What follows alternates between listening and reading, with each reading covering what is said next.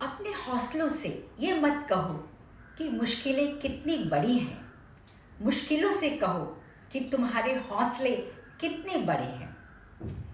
Hello friends, positive vibes में प्रभा लोढ़ा आपका स्वागत करती है एक नई सकारात्मक कहानी के साथ। स्पेन के मैड्रिड शहर में एक लड़का रहता था। बहुत अच्छा फुटबॉल खेलता था। उसका सपना था कि वो बहुत बड़ा फुटबॉल प्लेयर बने। उसके माँ बाप भी उसका काफ़ी सहयोग देते थे। जब वो 10 साल का हुआ तो उसके पिताजी ने उसके लिए एक प्रोफेशनल टीचर रख दिया। टीचर के साथ वो फुटबॉल सीखने लगा। बहुत मेहनत करता था। उसका सपना था कि बहुत बड़ा इंसान बने, अपने देश के लिए वो खेले। इसके बाद जब वो 20 साल का हुआ तब उसका सपना था कि वहाँ के रियल मैड्रिड क्लब के अंदर वो मेंबर बने और उसके क्लब से खेले। वो उसका सपना भी साकार हुआ। क्लब की तरफ से वो चुना गया। जब उसने खेला तो वो जीत गया। अपने जीत का जश्न मनाने के लिए वो अपने दोस्तों के साथ बाहर गया। जब वो वापस घर लौट रहा था तो उस गाड़ी का एक्सीडेंट हो गया। हॉस्पिटल में चला गया। हॉस्पिटल में डॉक्टर्स ने बताया कि उसके कमर से नीचे का सारा भाग पैरालिटिकल अटैक हो गया है। अब वो न चल सकता है न कुछ खेल पाएगा।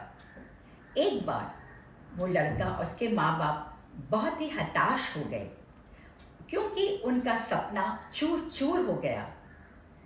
थोड़े दिनों के बाद लड़के ने अपना हिम्मत जुटाई।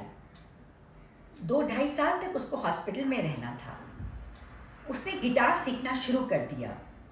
गिटार के साथ साथ वो कुछ गाने भी गुनगुनाने लगा और फिर धीरे धीरे उसने कुछ गाने कंपोज भी किए।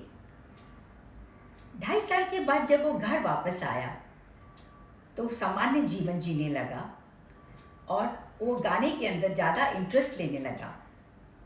एक बार कोई म्यूज़िक कंपटीशन था, उसमें उसने भाग लिया। जब भाग लिया तो वो उसमें प्रथम आया।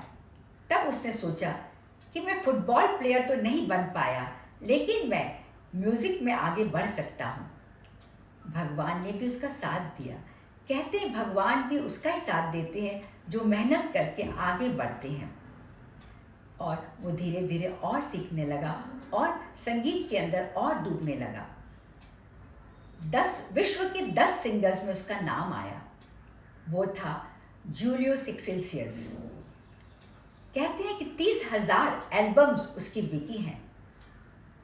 इस कहानी से हमें सबक मिलता है, अगर एक अपॉर्चुनिटी चली जाए तो दूसरी अपॉर्चुनिटी सामने रहती है, आप उसको ले लें। हम देखते हैं कि हेलेन केलर जो अंधी थी, बोल नहीं पाती थी और न सुन पाती थी, उन्होंने कहते हैं बहुत अच्छी तैराक थी, घुड़सवारी करती थी और किसी से भी एक बार मिल लेती तो उसको कभी नहीं भूलती, उससे हाथ मिला लेती तो वो स्पर्श उनको हमेशा ध्यान में रहता और कितने सालों बाद अगर वो उससे मिले तो उनको पहचान लेती थी। उन्होंने किताब भी लिखी है। हमारे देश की सुधा चंद्रन जो कि जयपुर फुट से उन्होंने नृत्य करती हैं, उन्होंने नेशनल अवार्ड जीता। कहते इतिहास बहुत इस बात का गवाह है कि अपॉर्चुनिटी चली जाती है, अगर आप दूसरी अपॉर्चुनिटी ले लें, मेहनत करें, भगवान में विश्वास करें तो आपको सफलता अवश्य मिलती है। कभी निराश नहीं होना चाहिए। एक अपॉर्चुनिटी चली गई तो दूसरी अपॉर्चुनिटी आपका दरवाज़ा खटखटा रही है। उस अपॉर्चुनिटी को आप अंदर ले लीजिए, प्रभु में विश्वास रखिए और मेहनत करिए, सफलता अवश्य मिलेगी। आशा करती हूँ आपको मेरी कहानी पसंद आई होगी। फिर मिलेंगे। जय